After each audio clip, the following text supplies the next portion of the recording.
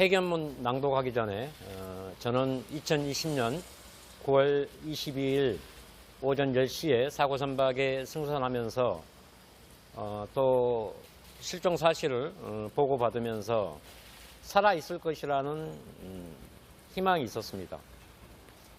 그 희망 속에 수색을 하였고 간절하게 기도를 했었습니다.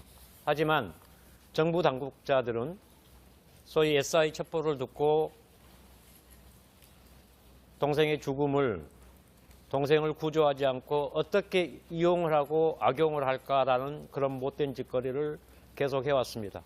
문 전 대통령은 그런 못된 자들이 유능했고 잘했다라고 항변을 했습니다. 그리고 죽은 다음 날에도 그 다음 날에도 계속 거짓말을 해왔습니다. 최근 얼마 전까지도 가장 비열하고 가장 경악스러운 말들을 내뱉었습니다. 오늘 문재인 전 대통령을 고발함으로써 이 사건의 시작의 전말이 드러날 것입니다. 그 다음에 다음 타겟은 거대 야당인 민주당을 향해서 이제 발언을 할 것입니다.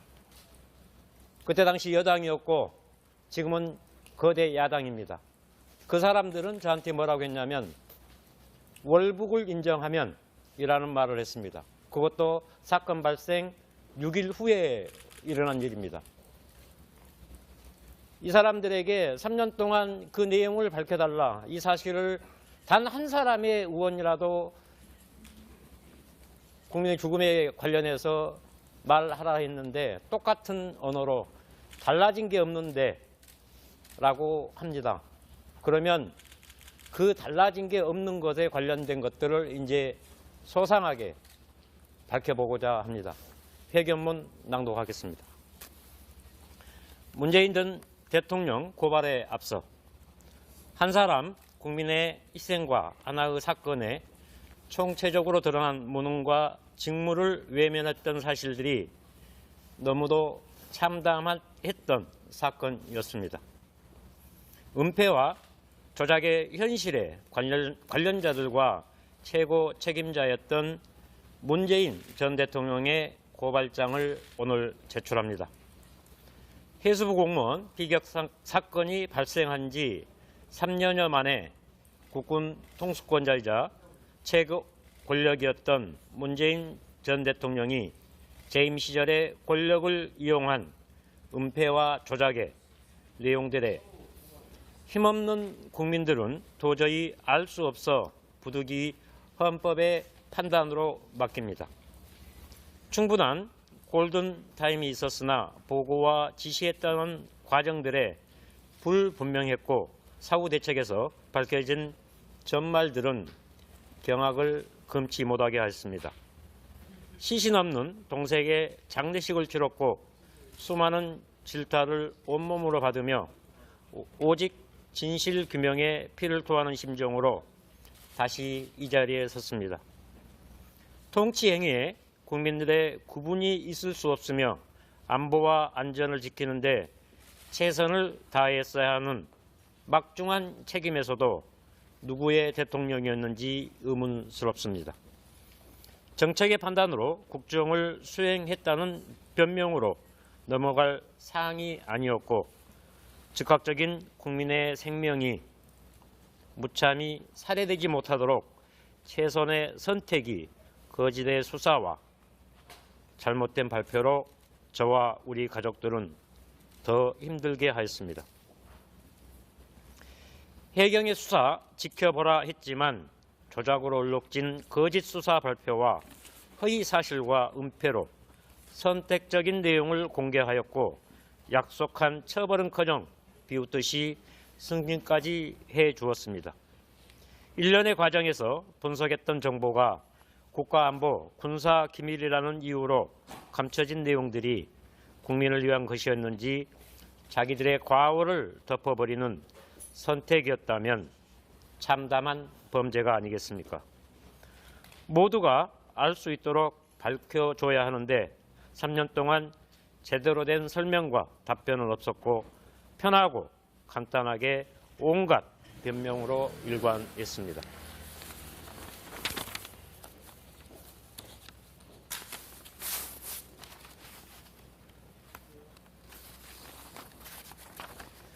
누구를 바보로 취급하며 조작과 은폐된 내용만 믿으라 하십니까?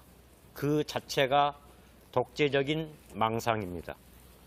보고받았고 인지했다면 대통령으로서 국민의 생명과 안전을 지키는 선봉장이 되어야 하나 가정스러운 말장난으로 모면하려 했고 은폐와 조작에 지시했다는 내용 어디에 있는지 오리무중입니다.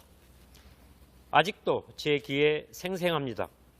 죽음을 온 국민에게 소상히 알려라 했던 사건 직후 첫 발표 내용에 경악했고 북한과 연락할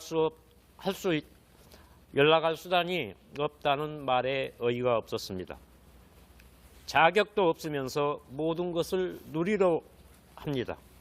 안보라인 전체에 잘못된 보고를 받았다면 질타와 추궁이 먼저 아니었습니까? 무엇을 어떻게 보고받고 어떤 지시를 하였으며 무엇 때문에 이런 작태를 만들었는지 대통령으로서 국민 앞에 설명이 먼저였어야 합니다. 재임 중에 단 한 명이라도 그런 자들의 눈 감고 귀 닫았다면 책임은 당연합니다. 누구에게는 유능한 공무원이었다 말하면서 왜 제 동생에게는 죽음도 모자라 은폐와 조작을 만들었습니까? 사람이 먼저다. 결과와 과정은 평등하다라는 말 자다가 봉창 두드리는 말입니까? 공무원까지도 갈라치기 합니까? 통치와 정책적 판단을 말장난으로 여기시면 안 됩니다.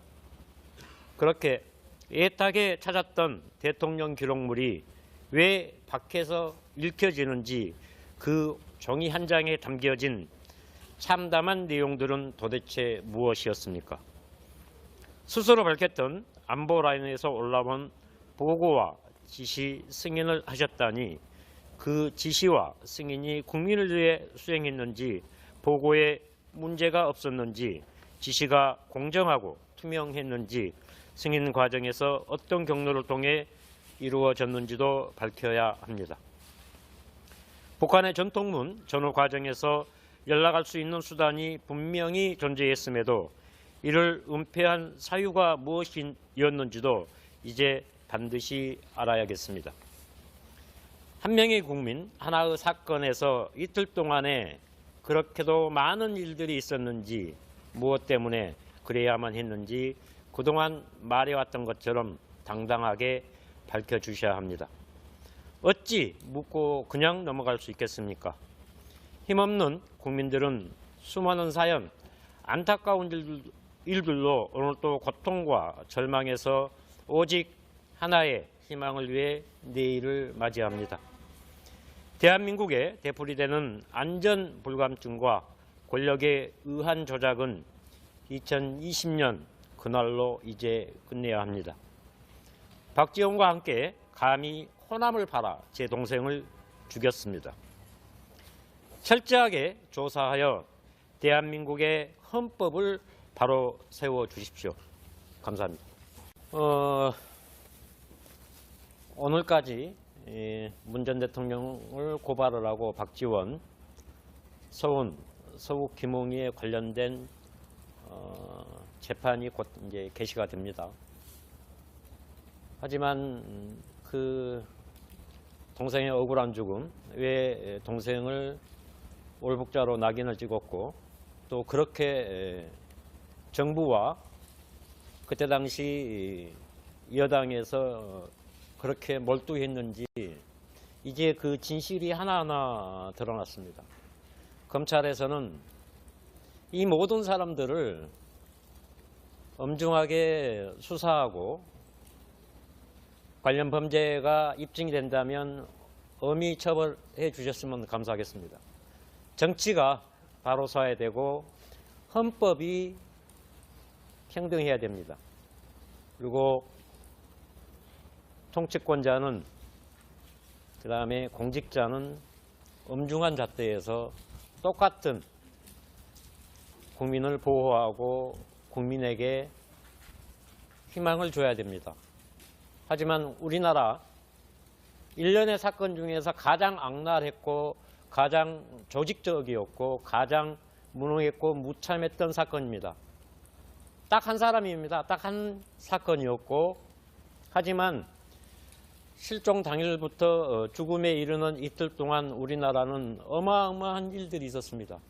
소위 말하는 정보 자산 SI 첩보를 가지고 엄청난 장난을 쳤고, 사건 발생 일주일 후까지도 저를 흔들었습니다. 얼마나 저희들을 비웃었으면 그런 못된 짓거리를 했겠습니까? 어떻게 감히 국회의원들이 버젓이 찾아와 월북 인정하라 했습니다. 그러면 보상하겠다. 저 그런 보상 필요 없다. 동생의 명예와 진실을 반드시 밝히겠다 했던 말이 2020년 9월 29일 날입니다. 그것도 안산 제 사무실에 전체 6명이 왔었는데 최종적으로 방송 때문에 4명이 왔었고, 그 사람들이 소상히 그렇게 했습니다. 또 본인들이 얼마 전에 그런 사실은 있었다라고 실토도 했습니다. 그리고 민주당 대표, 그 다음에 민주당 법률위에 관련 발언을 했던 사람들의 윤리심판까지 요청했습니다. 하지만 민주당은 단체로 입 다물고 있습니다. 우리나라 거대 야당, 헌정사상 정치권이 이런 식으로 해도 되겠습니까? 하지만 저는 절대 물러서지 않겠습니다. 이 나라가 제대로 올바로 서야 얼마 전 사건과 같은 일들이 발생하지 않습니다. 왜 그 직후에 예방하고 지키지 못하고 그랬으면서 사람들이 죽고 나니까 그렇게 떠들고 그렇게 악용하고 이용하려 합니까? 국민의 생명이 그렇게 장난입니까? 저는 검찰에서 동생의 사건을 철저하게 조사해 줬으면 감사하겠습니다.